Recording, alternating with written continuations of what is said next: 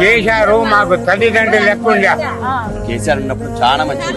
KCR sir ఏడున్నాడు కానీ గుళ్ళో దేవుడు ఎంత కేసీఆర్ సార్ అంతా. ఆయన వచ్చిన 10 ఏళ్ల నుంచి అయితే మనశ్శాంతిగా ఉన్నాం. కేసీఆర్ సార్ వచ్చినప్పుడు మాకు ఎటువంటి ప్రాబ్లం లేదు, మంచిగా ఉన్నాం. కరెంటు ప్రాబ్లం లేదు, నీళ్ళ ప్రాబ్లం లేదు, డ్రైనేజీల ప్రాబ్లం లేదు. ఈ సార్ ఎక్కినాక అన్ని ప్రాబ్లాలు ఉన్నాయి మాకు. చితికిన బతుకులలో వేగు చుక్క ఎక్కడని అలసిన గుండె